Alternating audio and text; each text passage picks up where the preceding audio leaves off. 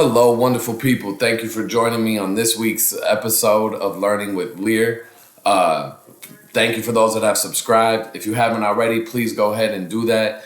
We don't got a whole lot of subscribers right now, but we're slowly and surely going to build up this community. And so when you like and subscribe to this channel and then you share it with your networks, we're going to build up this community together. So I appreciate that. Thank you. For those of you that don't know me, my name is Ryan Virden. I'm the founder and director of Lir Cultural Coaching. Lir Cultural Coaching is an organization that is dedicated to creating healthy, whole, happy, thriving communities. We believe that we do that through relationships, and that the only way to be in genuine, right relationship with one another is if we understand our own identities.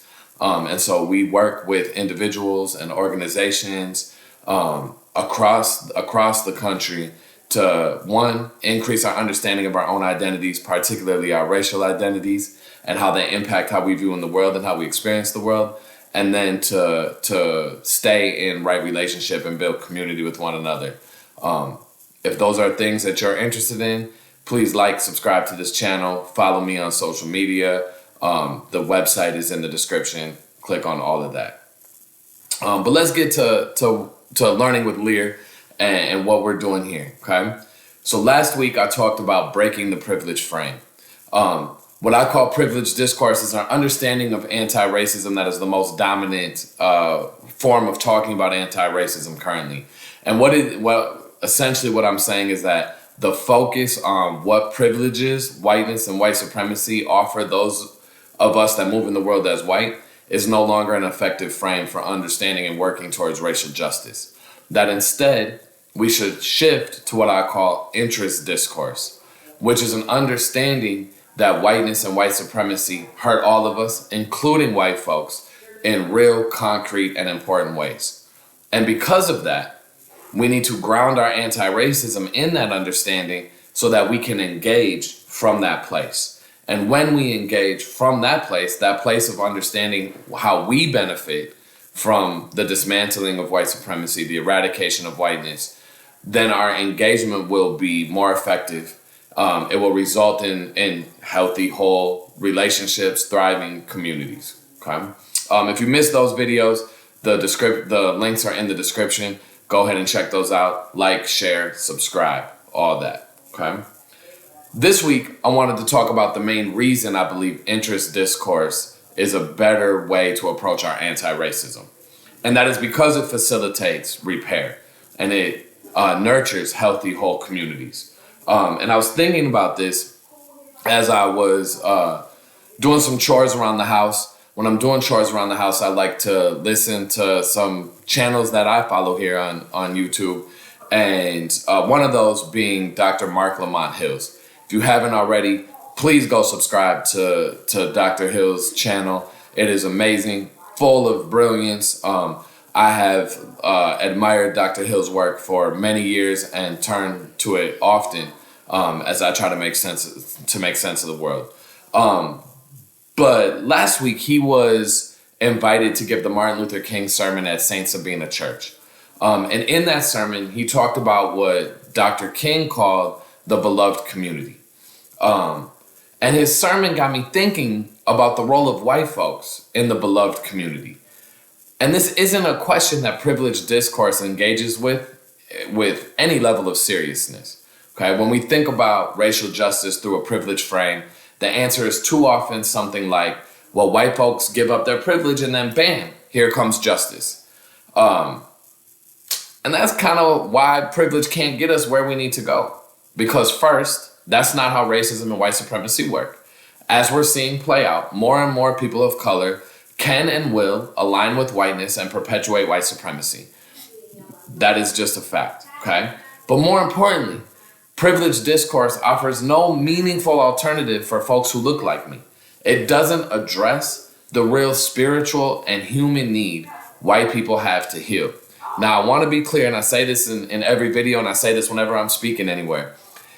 That does not mean I expect people of color, black and brown people, indigenous people, Asian folks to cater to white people, right? This is our work. This is the work of me and every other white person in this society. We have to figure out how to heal from the damage of whiteness, from the violence of whiteness, for ourselves first. But this is something that privilege skips too often. Too often, white folks enter the struggle for racial justice by understanding or being told how they're privileged in the system. And then what's left unsaid is that you should understand that that's unfair, and then you should work to fix it. But it's all external work.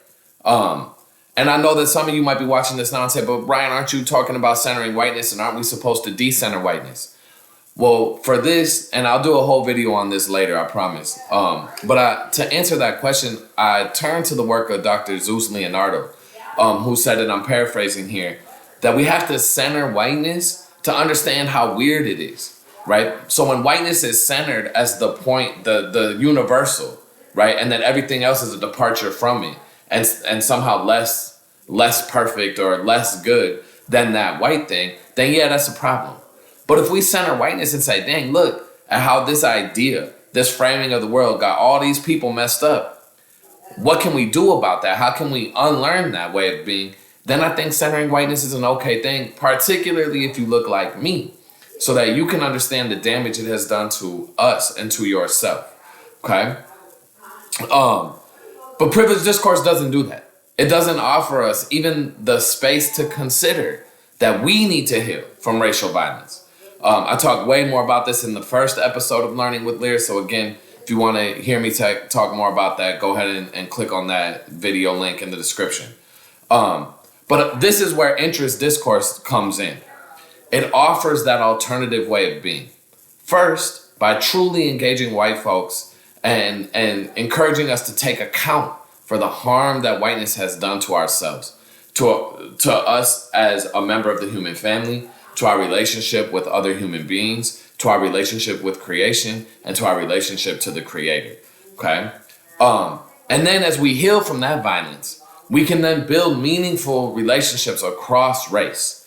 And it becomes clear that to exist in a multiracial world, repair is needed, okay? And it's from this understanding that we finally take serious the issues of land back for indigenous folks, for reparations for the descendants of enslaved Africans. And it's from here that we understand the fundamental need to abolish the militant police state. From here, we engage with seriousness the carceral state and the prison industrial complex. Our policies, our practices, our understanding of the world now fundamentally shifts because we understand and can point out where whiteness has impacted how we view that world and how toxic and poisonous that worldview is. That is when we engage. And from that space, when we enter into this struggle from that space, we're not trying to win points or save other people, okay? We're doing it from a true and genuine desire to be part of the human community, to be part of what Dr. King called the beloved community.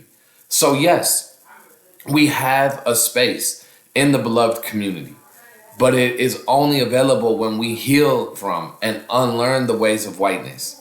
And only interest discourse can get us to that place. Thank you for joining me on this week. Again, if you'd like to talk more about this, follow me on social media. All of those links are in the description. Feel free to check out lirculturalcoaching.com if you're interested in bringing me or any of the folks that work with Lir in to speak or to lead workshops. We truly appreciate you taking some time to listen to what I'm saying. And I hope you're doing well. Peace.